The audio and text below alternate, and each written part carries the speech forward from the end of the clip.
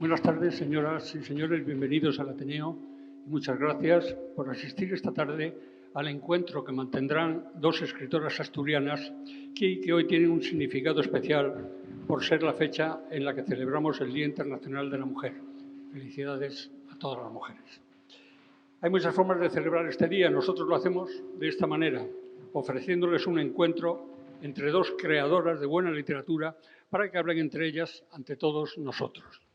Este es el segundo capítulo del ciclo Palabra de Mujer, fruto del convenio que hemos firmado con el Ayuntamiento de Gijón para el presente curso 2002. Hoy está con nosotros doña Leticia Sánchez Ruiz, periodista y novelista muy galardonada a pesar de su juventud. Muchas gracias, doña Leticia, por acompañarnos hoy para conversar con la coordinadora del ciclo, la también escritora doña Laura Castañón, la que seguro todos ustedes conocen por sus novelas y por sus colaboraciones en radio y en el diario El Comercio.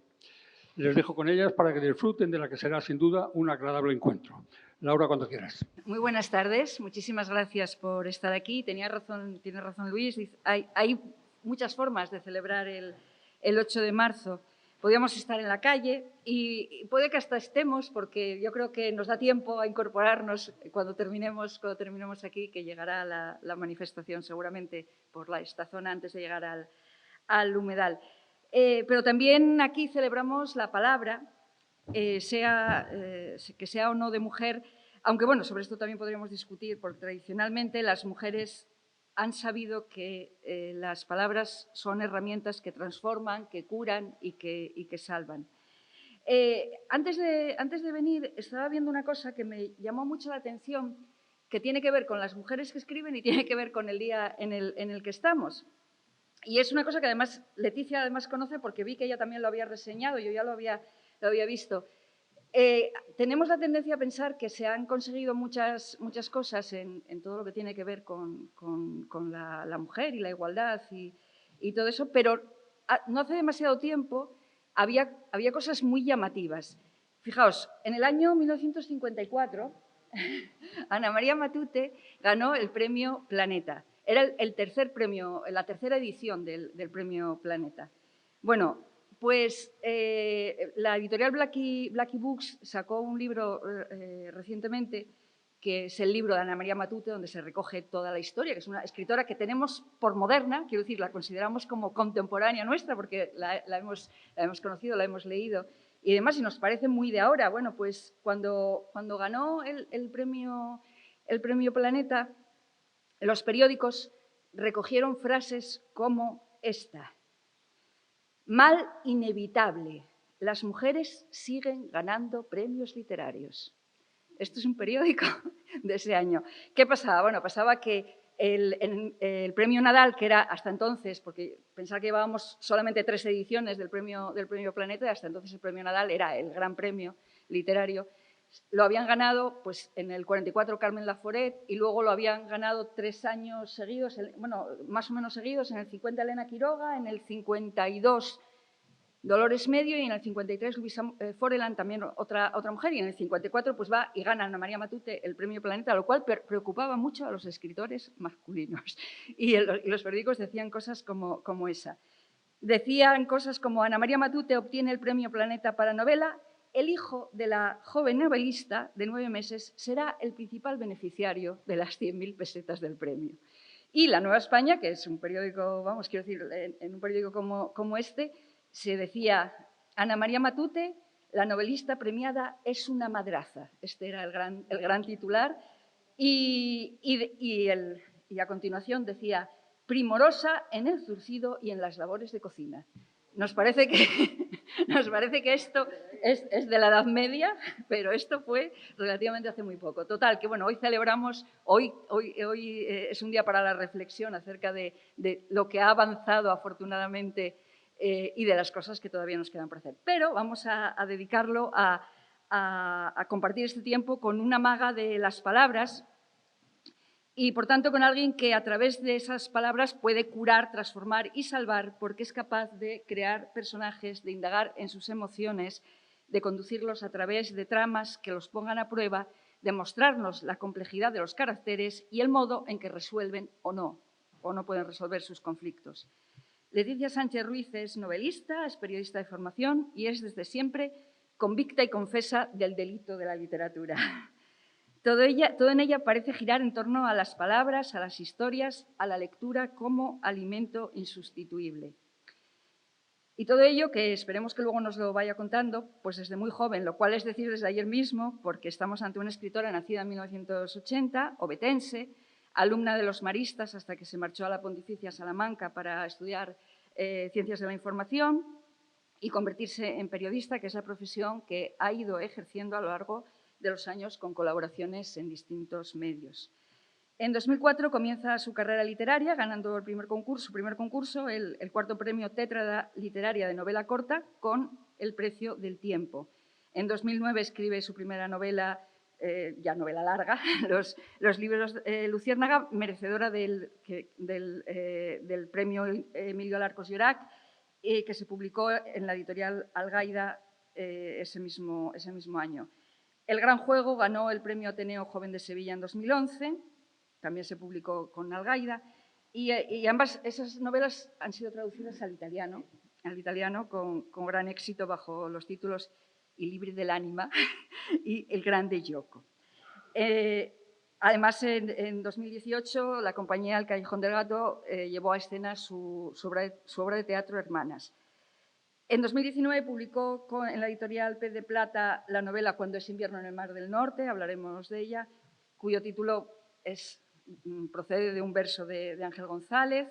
En 2020 ganó el premio Cubels Noir a la novela negra escrita por una mujer en 2019. También ganó el quinto festival en el quinto festival, esto fue en el quinto festival de novela negra del Garraf, en Barcelona. En 2020 publica la novela La biblioteca de Max Ventura, también en la editorial Pez de Plata. Ha dirigido, que esto nos hermana de alguna forma, cursos de escritura creativa y talleres literarios. Y según tengo entendido, y luego se lo preguntaremos, es una trabajadora de las palabras que se levanta a las 5 de la mañana para escribir. Esto tenemos que confirmarlo, luego hablaremos de ello.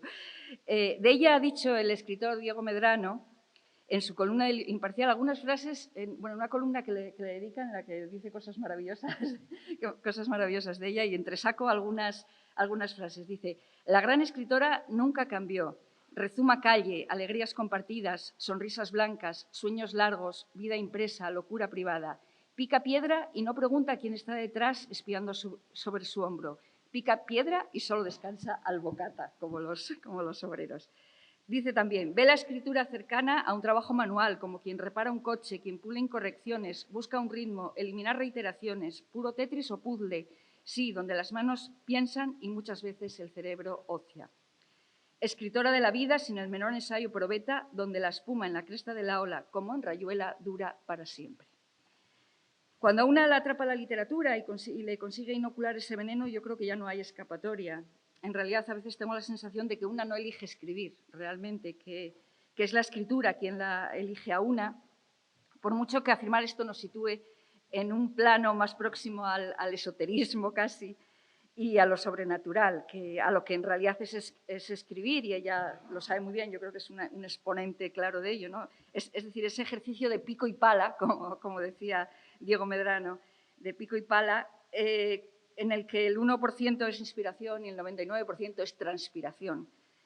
Y, sin embargo, sin descartar esto último, pienso que la literatura nos atrapa y consigue hacernos suyas, convertirnos en sus fieles servidores, nos tiene a su merced y escribir se convierte en eso que tenemos que hacer por encima de todo.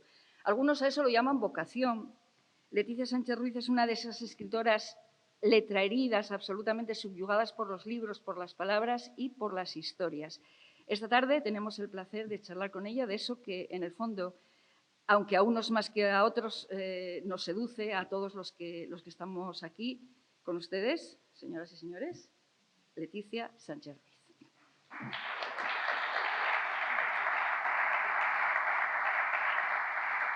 Bueno, muchísimas gracias, Laura. Vaya presentación.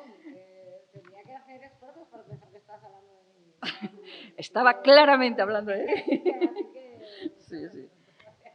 Bueno, decía... Me gustaría conocer a esa chica. Sí, ¿verdad?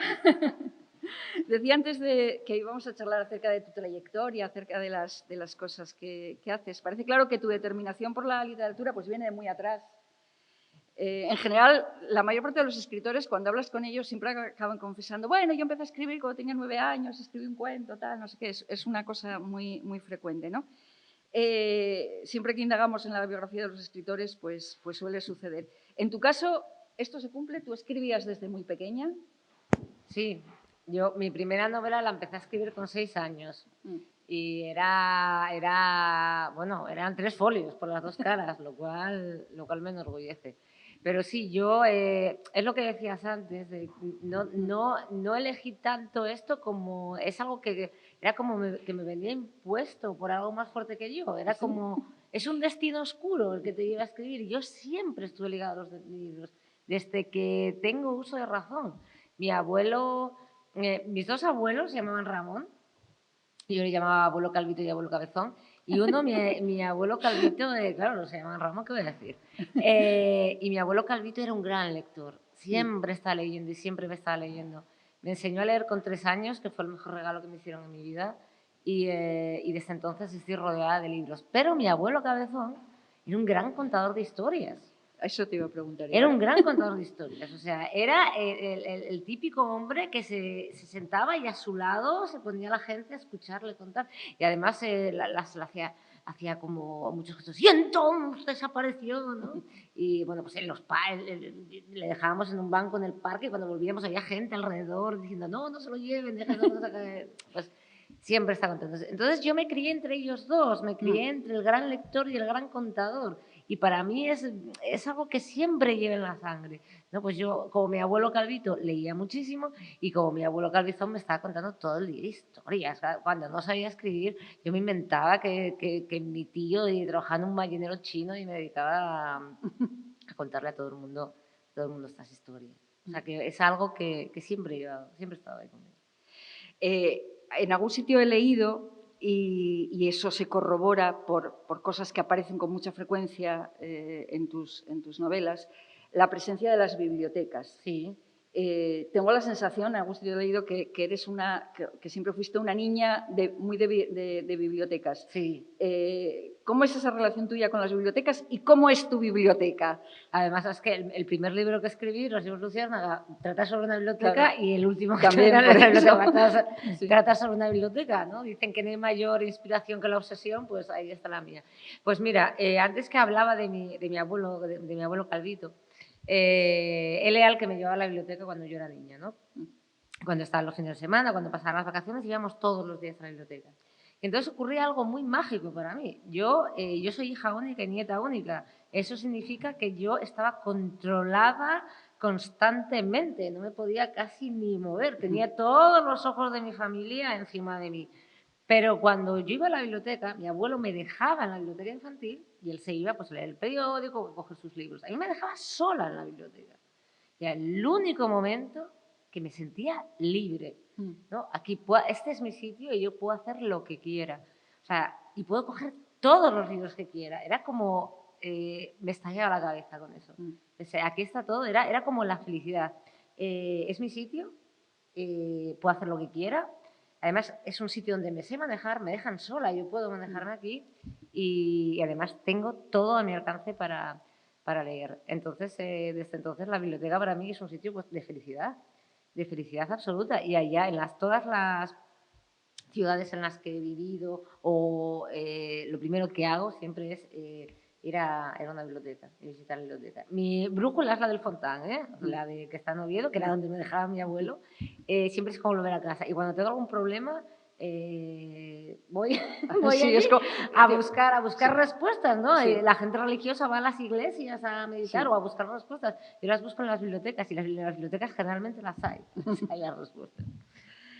Volveremos luego a lo de las bibliotecas porque forman parte de las tramas por lo menos de 2 novelas tuyas, casi de protagonistas, ¿no? Pero bueno, siguiendo un poco con tu trayectoria, decidiste dedicarte al periodismo. ¿Era la forma, digamos, profesional de escribir? Sí. ¿Cuál fue la razón? ¿Había otras No, motivaciones? era justamente esa. Yo, bueno, dudé un poco sobre lo que quería, debía estudiar y al final me decanté por periodismo, no por mi amor hacia el periodismo, esto lo confieso, sino porque pensé que era una forma en la que me pagaban por escribir todos los días. Y dije, Luego ya descubres que... Eso te iba a preguntar. Que igual no es lo mismo del todo. Luego ya descubres que no es lo mismo y que, bueno, es una profesión difícil y muy distinta a la literatura. Pero tiene una cosa que a mí me encantó y sigue siendo de las cosas que más me gusta del periodismo, de ejercerlo, que es que aprendes muchas cosas de muchos campos distintos y te metes en muchos sitios que no hubieras accedido a ellos si no hubieras sido periodista, si no te hubieran llevado a hacer ese reportaje. Yo aprendí muchísimas cosas, me metí en muchos sitios y digamos que el periodismo me vino muy bien para saciar mi curiosidad. Porque yo siento mucha curiosidad sobre muchas cosas. Además, siempre estoy haciendo preguntas, a veces hasta de una forma molesta, pero es que cuando alguien tiene un trabajo curioso, lo que hace siempre estoy, ¿y qué? ¿Y qué? Y la gente me dice, parece que me estás entrevistando. Y digo yo, perdón. Y sin embargo, es curioso porque hay unas diferencias notables entre el lenguaje periodístico y el lenguaje literario, en el uso de uno y de otro. Y sin embargo, en tu caso, tu forma de escribir, digamos, que dista bastante del lenguaje periodístico. Es decir, sueles hacer construcciones sintácticas, digamos, mucho más complejas de las que habitualmente se hacen en el lenguaje periodístico, que es más directo, más... Sí, de hecho, como no podían conmigo, me metieron en cultura, o sea, quiero decir, a hacer reportajes literarios porque veían que aquello no... Que el sujeto, verbo, complemento no, directo... aquello no, me decía, me acuerdo que tenía un jefe que me decía, es curioso, lo más fácil no lo sabes hacer y lo más difícil lo haces bien.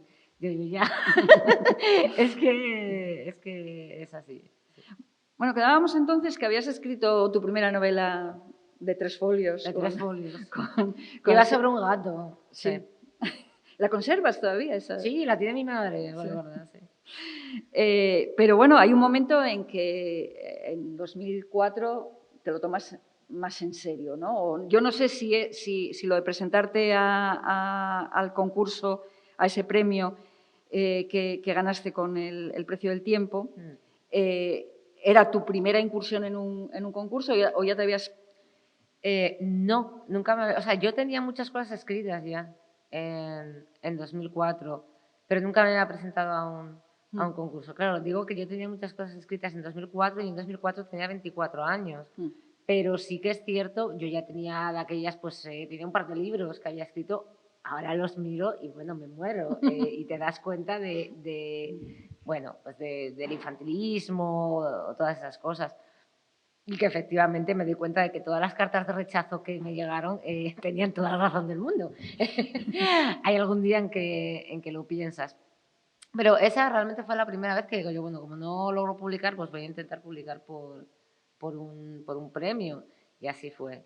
¿Y cómo viviste? ¿Viviste como una confirmación el obtener el premio? Decir, pues sí. No es solo que mis amigos y mi familia me digan que qué bien escribo, sino que esto de escribir, sí. Sí, fue una alegría tremenda. Además, es que fue bastante gracioso porque yo fui la primera mujer que ganó ese premio y además... Pero no espantaste a los hombres tanto como a Ana María Matute en su momento. No. Bueno, pero fue la primera mujer y además la más joven.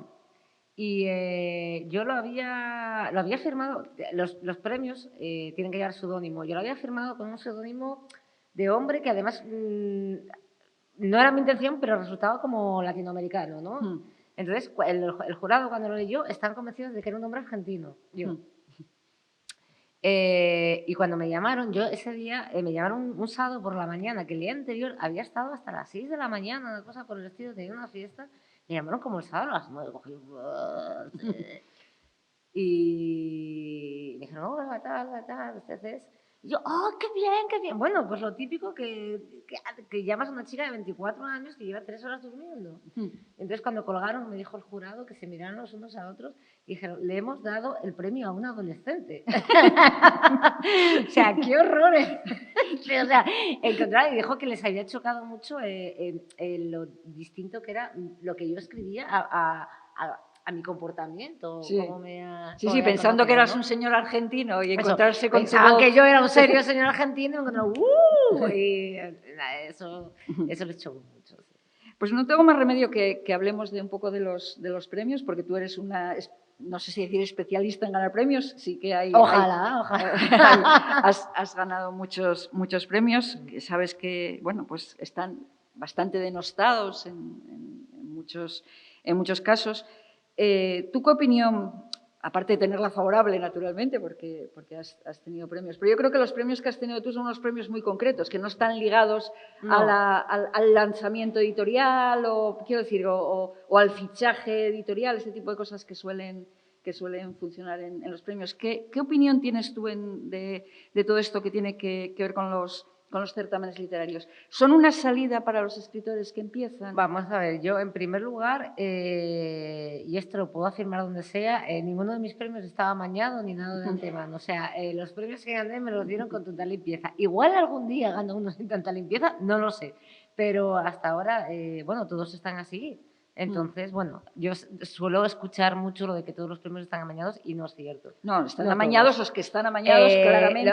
Algunos están claramente amañados, pero de una forma, es obscena casi, yo diría, ¿no? Demasiado. Entonces, los premios, a mí me han dado mucho los premios porque me dieron reconocimiento, pude publicar, me dieron dinero, me dieron visibilidad y todo eso. Yo estoy muy agradecida a estos premios que me han concedido, ¿no? Tú ten en cuenta que hoy en día claro, la gente dice, bueno, hay muchísimas editoriales y es muy fácil publicar, pero no es nada fácil publicar.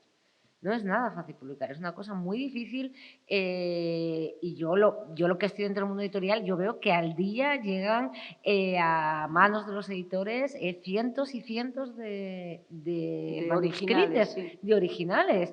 Igual entre esos manuscritos hay alguno maravilloso, igual hay 100 años de soledad, pero es que se les pasan porque no pueden, no dan abasto a todo y necesitan algo que tú tengas o que alguien les dé, que alguien les recomiende o tener algo para que se fijen en tu manuscrito por encima de todos los demás. Entonces, es bastante difícil acceder a así. Sin embargo, en los premios están obligados están obligados a leerse tus novelas. Siempre hay un prejurado.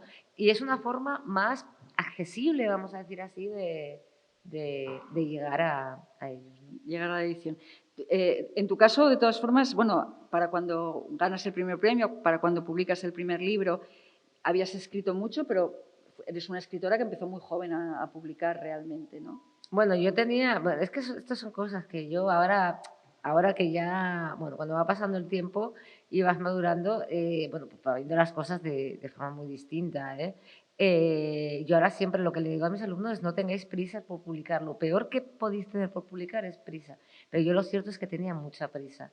Y entonces yo tenía un objetivo que era lograr publicar antes de los 30. Mira tú qué tontería, pero bueno, era algo que lo tenía ahí entre ceja y ceja. Y al final publiqué a los 29, que estaba ahí rozando la línea, pero sí, lo logré. Y fíjate, ya que hablo de la juventud y estamos en el 8 de marzo y comentaste antes lo de Ana María Matute, hoy por la mañana estuve en un instituto haciendo un acto muy guapo en el que, bueno, estábamos varias mujeres que nos dedicábamos a profesiones muy distintas, pues le estábamos dando charlas y hablando sobre lo que habíamos vivido en nuestra profesión y las dificultades que teníamos, ¿no? Y entonces, una semana antes de esto, que los críos no sabían nada, esto había sido toda una sorpresa, les habían hecho pues un vídeo en el que les decían ¿cómo crees que es una persona que se dedica a la geología? ¿O cómo crees que es una persona que se dedica a la biología o a la mecánica o a todas nuestras profesiones, ¿no? Y ellos decían, bueno, pues creemos que es así, así, así. Y luego decía, ¿con qué sexo relacionas esta profesión? Y la mayoría decían, con hombres y mujeres, o algunos con hombres, otros con mujeres, pero la mayoría con hombres y mujeres. Bueno, pues llega a la literatura, ellos explican que piensan que es una persona que se dedica a la literatura, bueno, porque que lee mucho, que le gusta mucho leer y que luego inventa sus historias y las escribe. Bien. Y entonces dice, ¿y con qué sexo relaciones esta tal? Y todos los que están ahí dijeron, con hombres. Y me quedé muerta, digo yo, Dios mío. De hecho, solo relacionaron con hombres todos, la literatura, la medicina, tampoco entiendo muy bien por qué, que hay muchas más mujeres médicas que tal, y el ejército, que bueno, eso puede tener un aquel. Pero me llamó tan poderosamente la atención que hoy en día, en ese colegio, que estaban los pasillos llenos de fotos de escritoras, de Ana María Matute, de Carmen Laforet, Martín Gaite, de esas dos, de Gloria Fuertes, que me están diciendo que les encantaba Harry Potter, que está escrito por una mujer, y Laura Gallego, y que me digan todavía hoy en día, en pleno, relaciona la literatura con hombres, dices tú, qué camino más largo es este. Sí, quedó un camino. Yo el otro día cuando me encontré con Ana María Matute no me lo podía creer, pero bueno, en fin, no, estamos teóricamente lejos, pero luego te encuentras con cosas como estas que dices, no, igual queda mucho todavía por delante. Sí. La primera novela larga tuya, Los libros de la Luciérnaga, hablábamos antes, que es una novela que bueno, que la biblioteca juega un papel determinante. Sí, empieza con el incendio de una biblioteca. Exacto. Empieza con el incendio de una biblioteca, concretamente es, bueno, está basado, no es, pero está basado en el incendio de la biblioteca de Oviedo en el 34. Y entonces a partir de ahí, claro, es que eso es una de las tramas del libro, a partir de este incendio que se produce, se desarrollan 3 historias que son distintas entre sí, que los lectores saben que están relacionados por el incendio de la biblioteca, pero no saben por qué. O sea, quiero decir, van buscando constantemente cómo se unen estas 3 historias con el incendio de la biblioteca. Una es la de 2 hermanos, que son libreros de viejos, que hace muchos años que no se ven. Otra es la de un chico que se llama Felipe, que vive recluido en el pueblo con su abuela Antía. Y la otra es la historia de Lucía, que es una chica muy joven que quiere ser escritora y se ha ido a vivir con su novio mucho mayor al Reino Unido. Tanto esa novela como el resto de las novelas tuyas, a mí me llama mucho la atención el hecho de que construyes las tramas muy bien. O sea, ay, gracias. Sí, tus tramas están muy bien construidas y a mí me gustaría saber de qué forma trabajas las tramas. Es decir, estás en tu cabeza dándole vueltas, haces un esquema, haces viñetas, haces... esa parte de la cocina de la escritura, ¿cómo construyes? ¿De qué formas vas construyendo las tramas? Pues mira, antes que hablábamos del premio, bueno, cuando me dieron el premio Emilio Larcos, pues el jurado me preguntó, el jurado vamos, que además estaba Luis Mateo Díez y José María Merino, y yo estaba totalmente alucinada. Me dijeron, bueno, y entonces, claro, es una trama muy compleja porque son 3 historias bastante complejas que se entretejen. Me dijo, entonces tú lo tendrías todo apuntado en libretas, y harías esquemas y tal. Y yo dije, sí, mentira. Lo que pasa es que me dio tanta apuro decir, no, yo todo eso lo tengo en la cabeza. Claro. Que pensé, van a pensar que estoy como una chota. Sí. Y entonces mentí. Pero realmente yo las tramas, he de decirte que las tengo todas en la cabeza, habitualmente, porque le doy muchas vueltas. O sea, hay una frase que me encanta de García Márquez que dice, bien conozco a los escritores y sé que aunque estén tirados en una hamaca boca abajo, están trabajando como burros. Y es cierto, porque y tú eso lo sabes también, claro. Es el engranaje, estás pensando y aquí, y esto como lo meto, vale, y si quiero, pam, y estás todo el día haciendo puzzles, haciendo cábalas. A mí es una de las cosas que más me entretiene de escribir. Luego te despistas en otras facetas de tu vida, se te quema la comida, pierdes el bus y eso, dices, oh Dios mío, perdona, está intentando solucionar un asesinato, lo siento. Sí, no, yo creo que eso, vamos, a mí también me preguntan a veces ese tipo, por eso te lo pregunto, porque a mí me lo suelen preguntar mucho también cómo construyo. Y yo creo que lo que ocurre es que escribir no es teclear realmente, o sea, teclear es una parte de escribir, ¿no? Ponerte a teclear es una parte incluso, no voy a decir menor, pero bueno, porque no lo es, pero es otra parte de estar...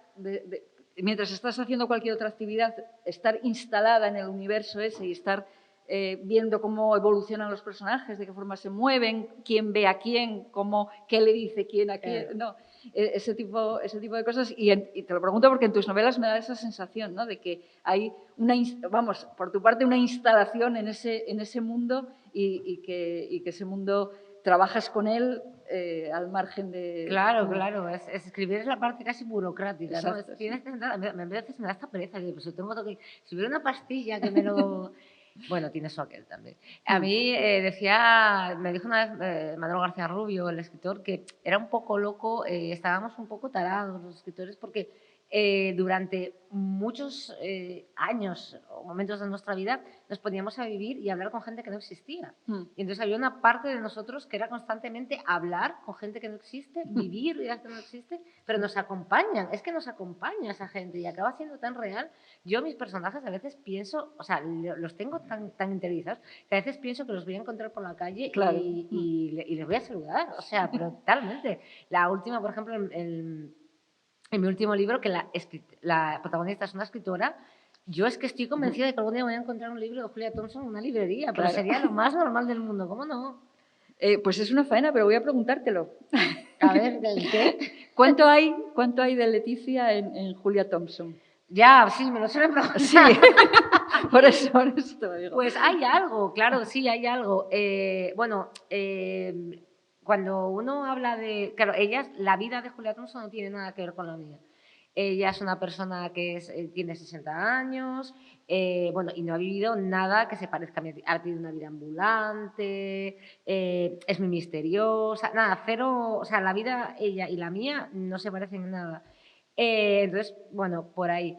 Pero claro, cuando haces una escritora, siempre corres el riesgo de decir, bueno, va a parecer que estoy hablando de mí, pero a la vez también quiero hablar de mí, ¿no? Quiero hablar de cómo concibo la literatura. Entonces, lo que tiene Julia Thompson y yo nos parecemos en que concebimos la literatura de una forma muy parecida, ¿no? Sus problemas a la hora de escribir, sus alegrías a la hora de escribir, cómo concibe la literatura, cómo concibe la lectura, ¿no? Lo feliz lectora que es, todo eso es sospechosamente parecido a mí. Y su carácter es sospechosamente contrario al mío, ¿no? Ya en el momento que la puse una fanática de la limpieza, bueno, mi madre todavía se está riendo, dice, claramente no eres tú, hija mía. No eres tú. Sí, pero bueno, ese es el tipo de detalle que es el tipo de detalle que sirve para despistar, yo creo, ¿no? Entonces para despistar el resto que sí que tendrá que ver contigo. Entonces, ¿no? yo la alejo y la cojo. Y luego es lo que se dice que siempre hay tres vidas, ¿no? Hay la vida pública, que es la que todo el mundo conoce, la vida privada, que es la que nos conocemos lo que nos conoce en nuestra casa, y la vida secreta, que es la que solamente conocemos nosotros. Entonces, Julia Thompson tiene muchas cosas de vida secreta. O sea, que no voy a decir qué, pero yo creo que es el personaje que más cosas de mi vida secreta le ha metido.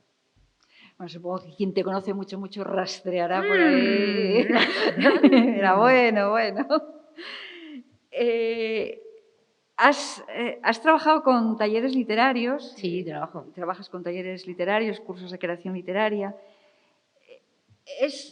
¿Qué es lo más gratificante de ellos? ¿Hay algo de alguna forma vampirizan también a un escritor le vampirizan trabajar con las historias de los demás? A mí no. ¿Tú no has sentido eso nunca? No, la verdad es que no. Mira, además es que he dado uno en el Ateneo, ahí en el Ateneo Obrero, un curso maravilloso, con gente fantástica, y a mí la verdad es que no me vampiriza para nada. Es más, todo lo contrario. Yo reconozco, esto queda muy feo decirlo, pero yo acepté empezar a dar cursos, pues únicamente por dinero, ¿no? Era en un momento en el que yo no tenía trabajo y acepté por dinero, porque no tenía ninguna gana ni me apetecía. Y a medida que los empecé a dar, me empezó a fascinar. Me empezó a fascinar y me empecé a enganchar a dar clases y aprender muchísimo de los alumnos. Sí. Aprender muchísimo. La mayoría, yo tengo mucha suerte, yo he tenido y tengo pues unos alumnos maravillosos y me gusta mucho Me gusta mucho escucharles, me gusta mucho acompañarles, me gusta mucho compartir experiencias con ellos, me gusta mucho compartir lecturas, porque en mis clases se escribe, lógicamente, pero se lee muchísimo, se lee muchísimo. Esto es primordial, no se puede... prefiero 1000 veces que lean a que escuchen lo que yo les digo, porque es bastante más importante. Y luego, claro, hay una cosa que es curiosa y... yo tengo la escritura muy interiorizada, es decir, hay muchas cosas que hago por instinto. Yo no sé cómo las hago, es como que me salen. Entonces, claro, yo tengo que ponerme a explicar cómo hago ciertas cosas o cómo se hacen en literatura ciertas cosas. Entonces, tengo que sentarme y decir, bien, ¿cómo explico cómo hago esto o cómo explico cómo se hace eso? Porque yo no tengo ni idea. Tengo que y digo yo, vale, entonces es como un ejercicio de psicoanálisis de escritor, ¿no? Cuando tienes que explicar cómo se hace algo que tú haces de forma casi innata. Y yo creo que hay incluso un camino de vuelta de eso, y es que muchas veces luego cuando escribes, yo llevo muchísimos años, yo llevo, bueno, desde el 80, casi no habías nacido tú. Pionera. Sí, desde el 85, 84, 85, con talleres literarios, ¿no? Entonces yo creo que se produce también el fenómeno contrario. Has trabajado tanto con técnicas casi de forma de laboratorio, ¿no? Técnicas de cómo hacer para conseguir que este punto de vista, todas esas cosas, que luego cuando escribes no necesitas hacer la reflexión. Esa interiorización de la que hablabas se produce también en el otro sentido, en los talleres literarios, ¿no? Claro, acabas asumiéndolo todo. Sí. ¿Tú crees que al margen de eso el taller literario compensa con las técnicas la falta de talento? ¿O te has encontrado? Siempre se nota una evolución en los alumnos, ¿no? Yo tengo muy pocos casos, algo no hay, pero tengo muy pocos casos en que no se haya avanzado. Y realmente es muy satisfactorio. Claro, esto se lo explicaba el otro día a un amigo mío. Yo, mira, los que venimos de la literatura venimos de un campo muy lento. Es decir, tardas mucho en escribir una novela. Después de que escribes una novela, hay un proceso muy largo hasta que esa novela se publica y luego, claro, no tienes una satisfacción directa, ¿no? Sino que, bueno, pues son muchas pequeñas cosas, muchas pequeñas alegrías o muchos pequeños disgustos también. Sin embargo, al dar clase y al ver directamente cómo van avanzando tus alumnos, cómo van aprendiendo, cómo se van haciendo mejores, cómo van contando historias, cómo empiezan a saber qué es la literatura, qué es que cuentes una historia de un modo literario o de no. Claro, eso lo veo en vivo y en directo, lo veo delante de mis ojos y es que es muy satisfactorio. A mí me produce muy satisfactorio. Y lo que me preguntabas, lo del talento, o lo de aptitud y actitud, solo con talento no haces nada. O sea, solo con talento no haces nada. Si tuviera que elegir entre un alumno o alumna que tiene un gran talento, pero muy poca actitud, y otro que tiene menos talento, pero tiene muchísima más actitud, elegiría el segundo, porque escribir es trabajar. Y puedes tener mucho talento para escribir un cuento en un momento dado, para escribir un poema en un momento dado, para ser ocurrente en un momento dado, pero tú no puedes escribir una novela, por ejemplo, de un chispazo o sirviéndote solamente con tu talento y no puedes desarrollar una carrera literaria. Sin embargo, sí que con mucho trabajo puedes hacerlo. Es de largo recorrido. Es una carrera de fondo que exige muchos meses, a veces años, de trabajo sistemático. Vamos a eso, el trabajo sistemático. Tienes fama de ser una escritora que trabaja mucho, que curra mucho y demás. Eso de que te levantas a las 5 de la mañana. Cierto. ¿Cómo se organiza la vida de una escritora? La rutina de escribir. ¿De qué forma pues mira, trabajas tú? Yo me levanto a las 5 de la mañana cuando estoy en proceso normal de escritura. ¿Qué llamo yo proceso normal de escritura? Que estoy escribiendo una novela. Cuando ya estoy ya acabando o revisando que estoy como enfervorecida, ya que ya estás drogado totalmente y no ves más allá, entonces me despierto a las 4. Entonces, si ya te lo pide. Ya me lo pide el cuerpo. No, es que yo no uso despertador, o sea, ya me despierto sola. Y hasta las 8, entonces esas primeras horas de la mañana, hasta las 8 que se despierta mi hijo, me dedico solamente a trabajar en mis libros, y ya cuando pues, él quería ir al colegio a las 9, dedico la mañana a preparar mis clases y, bueno, pues otros trabajos, correcciones, bueno, pues las 1001 cosas que hacemos los escritores para escribir, ¿no? Los trabajos que me dan de comer, digamos, así. Y luego por las tardes, cuando me dedico a dar clase, que yo doy clase todos los días, o casi todos los días, ¿no? Y nada, cuando llega la noche, amigos míos, para la cama, que mañana hay que madrugar. Y entre el tiempo que tengo libre, leo. A eso iba, que la lectura, o sea, cuando antes te hablaba te calificaba de alguna forma, no sé si con acierto o no, porque ya sabes que la palabra letra herido tiene ahí una connotación a veces. Lo soy. Hay gente que a veces no le gusta eso de eso, ¿no? Pero yo creo que sí que eres una letra herida porque va unido como las dos caras de la misma moneda, la lectura y la escritura. Por supuesto, yo es que no las puedo separar.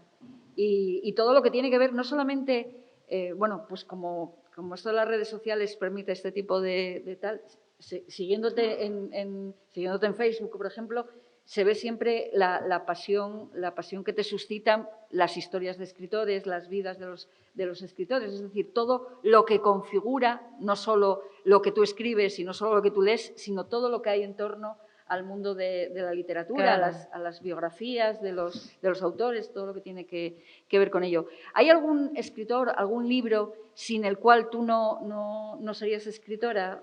¿Hay algo que haya hecho que...? No, claro, me suelen preguntar cuál es el libro más importante. ¿Cuándo empezó tu fascinación por la literatura, ¿no? ¿Cuál fue?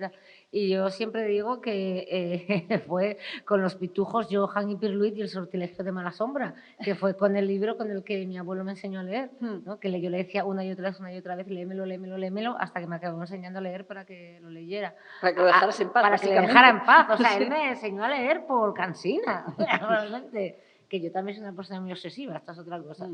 Pero bueno, hay libros claves en mi vida. Por supuesto, uno fue, por ejemplo, La historia interminable. Yo cuando era niña, yo es que me sentía totalmente Bastian Bartasar Brooks, o sea, el protagonista que vive a través de los libros, y me quedó, a día de hoy, es una historia que he ido releyendo y me sigue fascinando el poder de la ficción. Que es de lo que nos habla, el poder de la fantasía, el poder de la ficción, las historias que no han pasado así, pero podrían haber pasado, y cómo hablar de ciertas cosas hablando de otras, ¿no? Cómo con la ficción hacemos dos cosas. Una es alejarnos de nuestra vida, porque lo deseamos, pero otra cosa es también introspección en nuestra propia vida. Cómo la ficción pone una lupa dentro de nosotros para que entendamos las cosas. Entonces, para mí fue muy importante la historia interminable. Y fue muy importante 100 años de soledad. 100 años de soledad de García Márquez, porque yo cuando leí ese libro, entiendo que esto puede parecer un poco extraño, pero yo lo leí, la primera vez que lo leí, yo tenía 16 años y de repente me sentí entendida. Me sentí entendida en ese libro que no habla de mí, ni de mis circunstancias, ni de mi país, pero me sentí entendida en la narración, me sentí entendida en la forma de contar, ¿no? Porque contaban de una manera como no era el mundo objetivo, sino cómo ellos veían el mundo. Había otra forma de contar, porque yo siempre busqué esa forma de contar la realidad que era distinta. Sí. Y ahí dije yo, puedo contar la realidad, ¿no? Y me sentí entendida en la forma de narrar. Y de alguna forma probablemente ahí encontraste la forma de canalizar las obsesiones, ¿no? Muy claro. Las obsesiones. Leyendo tus novelas parece que hay una serie de obsesiones que se repiten, sí. que aparecen, ya hemos hablado de las bibliotecas como elemento. Las tramas que recuerdan o de alguna forma tienen algo de Agatha Christie, de sí. Los enigmas, la resolución de los enigmas, las desapariciones. Sí, y además es que yo era una cosa que no me he dado cuenta, pero es que en la novela que estoy terminando va de esas desapariciones también. Sí, Y digo yo, pero vamos a ver, en todo lo que escribo hay desapariciones. ¿Qué es esto? Esto es lo que Ernesto Sábato llamaba fantasmas del escritor, que son obsesiones que tenemos ahí, se nos van colando y no nos damos cuenta. Sí. No nos damos cuenta que volvemos una y otra vez a nuestros... Sí, o el paso del tiempo, tal. Hay gente que está obsesionada con el paso del tiempo, con la memoria, con no sé qué. Y en el caso tuyo aparecen con mucha frecuencia. Y cuando lo descubres, por ejemplo, en este caso que dices ahora, que estás escribiendo y que lo descubres, cuando lo descubres te sientes con la sensación, tienes la sensación un poco de decir, cachis, ¿otra vez está saliendo esto? ¿O te da rabia? O dices, no, sí, por una parte me da rabia porque... Digo, o dices, esto no hay más remedio de que salga, tiene que salir. Pero me cachis en la mar. En mis novelas está todo el rato desapareciendo gente y luego pienso, bueno... Y luego me pregunto por qué. Claro, esa es la tercera, porque hay algunas de mis obsesiones que yo entiendo y me vienen de sitios muy claros, pero hay otras que no acabo de entender por qué vuelvo una y otra vez a esos lugares o a esos objetos, ¿no? Yo me acuerdo, bueno, esto es una tontería, pero para que veáis lo inconsciente que es una vez cuando escribí y lo que se vuelca. En mi primera novela, en Los libros de Luciérnaga, en un club de lectura, me dijo un chico, oye, ¿tú qué tienes con el color rojo? Y yo dije, bueno, es mi color favorito. Que aparece mucho. ¿Por qué me lo preguntas? Y me dice, uy, pero si no hay más que cosas rojas en tu novela. Y yo, ¿así? Claro, eso es inconsciente totalmente. Por eso te digo, o muchas veces me preguntan y digo, es que yo no me había dado cuenta que haya metido. No es una cosa deliberada, es algo son cosas que se te van cayendo, ¿no? Sí. Es muy difícil. Es una cosa que nos suelen preguntar a los escritores con frecuencia también, eso, y es casi como si te preguntan, bueno, tú tienes un hijo nada más, no tienes ese problema, cuando te preguntan cuál es tu hijo favorito, ¿no? Pero tengo padre y madre, que es, o sea, eso es difícil de contestar. Sí, lo de determinar cuál es tu libro favorito o de cuál te sientes más orgullosa. Ya has dicho que hay algunos antiguos de los que no te sientes así muy pero esos nadie los conoce. Pero esos forman parte del cuarto de atrás, ¿no? Yo lo que voy a decir puede parecer una perogrullada o algo que es como casi como un cliché, pero yo del libro que estoy más orgullosa siempre es del que estoy escribiendo y del que voy a escribir. Y tengo tan altas, digo yo, aquí lo estoy dando todo, va a dar... Y bueno, ya sabes que una cosa es el libro que tú tienes en mente y luego el que te sale, que son unas cosas distintas. Entonces, para mí siempre mi mejor libro es el que estoy escribiendo o el que estoy por escribir, ¿no? Siempre es así. Luego ya sale... mucha gente dice que, bueno, que que publicar un libro es como tener un hijo. Y yo digo que no. No es como tener un hijo bebé. No, es como si tú criaras un adolescente durante mucho tiempo y hayas intentado hacer por él pues todo lo bueno, pero él te ha hecho caso a medias y ha salido medio enloquecido y medio raro, pero tú dices, ay, intenta defenderte por ti solo, y le dices, bueno, adiós insensato, a ver qué haces, ¿no? Bueno, pues es más parecido a eso, a dejar en la calle un adolescente, porque lo que has intentado hacer de todo, que a tener un hermoso retoño. De hecho, la escritura y la publicación de un libro tiene mucho que ver con esa sensación de ver a los hijos marcharse, ¿no? Sí. Esa sensación de que ya no te pertenecen, ¿no? Cuando ves el libro que sale de las cajas que te manda la editorial o lo ves, sobre todo cuando lo ves por primera vez en un escaparate. Sí. Y tú dices, ¿a dónde vas? ¿A dónde vas? Ay, Dios, tenía que haber hecho algo más por ti. Ay, Dios, tenía que haberte cuidado, tenía que haber hecho esto. ¿Y si no? ¿Y si me equivoqué? Y, o sea, es algo así a mí. Y yo lo digo muchas veces, me siento más responsable por mis personajes, que pienso, diablos, no supe contar bien su historia, no supe defender bien. O sea, mi preocupación no es tanto por mí como por ellos. Es decir, no es, bueno, y eso que son ficticios, o sea, que... y me siento, cuando veo que no he sabido transmitir bien a mis personajes, eso es lo que más me hiere, ¿no? Que no haya sabido contar bien su historia. ¿Y el proceso de corrección? ¿Eres muy... ¡Oh, qué horror! Pero sí. ¿Eres de las que mandan ya el libro a la editorial para dejar de corregir o no? Sí, sí, porque yo lo digo muchas veces cuando Alfonso Reyes le preguntó a Borges, ¿por qué escribimos? ¿Por qué publicamos? Y dijo Borges, para dejar de corregir. Y esto es totalmente cierto. O sea, a mí como no me quiten el libro de las manos, lo estoy corrigiendo y corrigiendo y corrigiendo.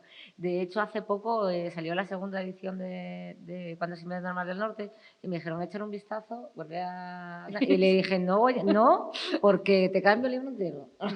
No me hagas eso, mira tú a ver si hay ratas, pero no, al final le eché un vistazo y quise corregir muchas cosas, pero bueno, otras me agradaron. Pero no, yo corrijo hasta la extenuación.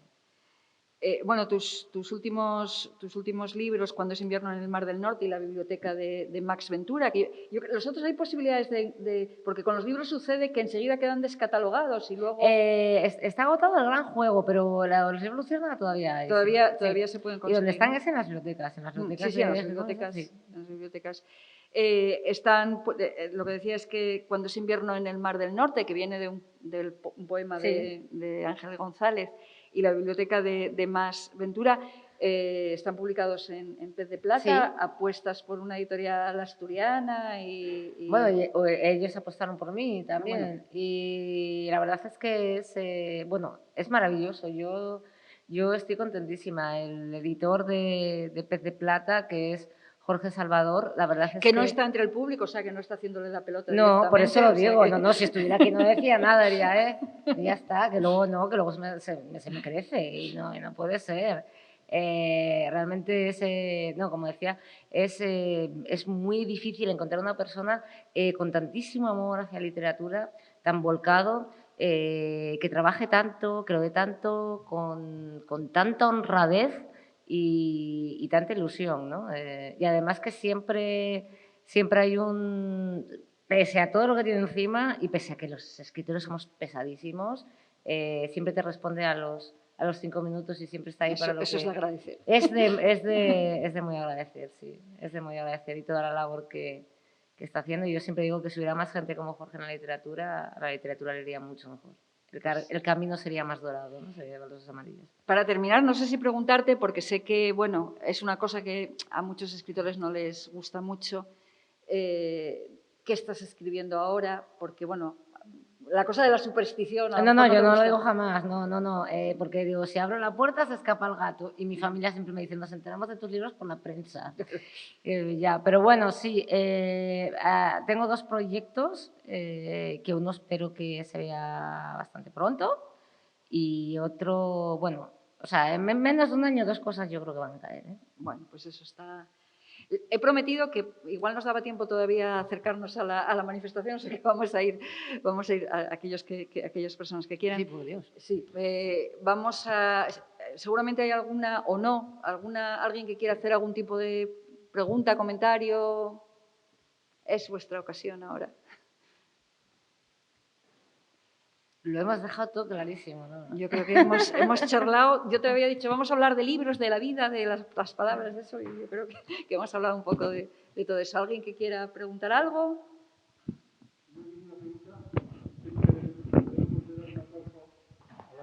Muchísimas gracias.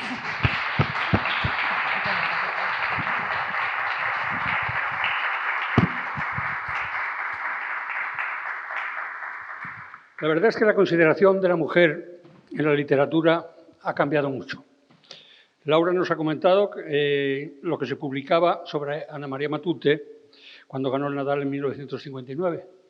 62 años más tarde, Jorge Díaz, Agustín Martínez y Antonio Mercero se tuvieron que disfrazar de Carmen Mola para ganar el Planeta 2021. No sé dónde vais a llegar. William Golding, novelista británico, Nobel en 1983 con El Señor de las Moscas, escribió lo siguiente: las mujeres están locas. Creo que las mujeres están locas si pretenden ser iguales a los hombres. Son bastante superiores y siempre lo han sido. Cualquier cosa que les des a una mujer, lo hará mejor. Si le das esperma, te dará un hijo. Si le das una casa, te dará un hogar. Si le das alimentos, te dará una comida. Si le das una sonrisa, te dará su corazón. En resumen, engrandece y multiplica cualquier cosa que les des, porque son muy superiores. Muchas gracias a las dos. Y vienen a informarles que el próximo encuentro de este ciclo será el jueves día 10. Aquí estará con nosotros la escritora candasina María Teresa Álvarez. Están ustedes invitados. Nada más, gracias de nuevo. Les deseo que tengan un feliz resto del día.